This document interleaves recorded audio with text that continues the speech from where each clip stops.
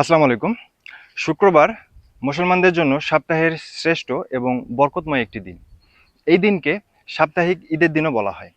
তো এই দিনের জন্য আমাদের কিছু আমল রয়েছে যেগুলো করতে পারলে আমরা এই দিনের সর্বোচ্চ ব্যবহার করতে পারবো।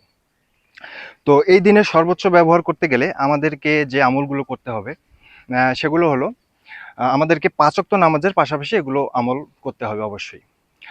৫ ওয়াক্ত নামাজটা অবশ্যই পালন করতেই হবে। এটাতে কোনো মাফ নেই আরকি। তো শুক্রবারের জন্য বিশেষ কিছু আমলগুলো আছে, মানে আমল রয়েছে। এই আমলগুলো হলো আমাদেরকে সুন্দরভাবে গোসল করতে হবে, সুন্দর ভালো পরিষ্কার কাপড় বা নতুন কাপড় পরিধান করতে হবে, অবশ্যই সুগন্ধি ব্যবহার করতে হবে, জুম্মার নামাজ আদায় করতে হবে এবং সূরা কাহাফ বেশি বেশি সূরা কাহাফ পাঠ করতে হবে। আর অবশ্যই বেশি বেশি করে আমাদেরকে দরুদ শরীফ পাঠ করতে হবে এবং এই দিনের বিশেষ একটি সময়ে আল্লাহ দোয়া কবুল করে থাকে। তো আমার জানা মতে আপনারা একটু গুগল করবেন, এটা আমি শিওর না। আমার জানা মতে আসরের নামাজের পরে আল্লাহ দোয়া কবুল করে থাকে বান্দার।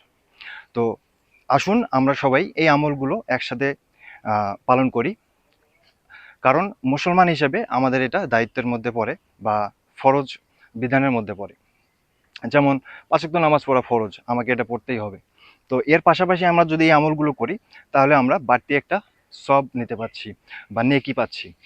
তো আসুন সবাই আমরা চেষ্টা করি, যেহেতু বাংলাদেশে শুক্রবার বন্ধের দিন থাকে, সাপ্তাহিক বন্ধের দিন থাকে, আমরা সহজেই এই আমলগুলো পালন করতে পারি। সবাইকে আসসালামু আলাইকুম।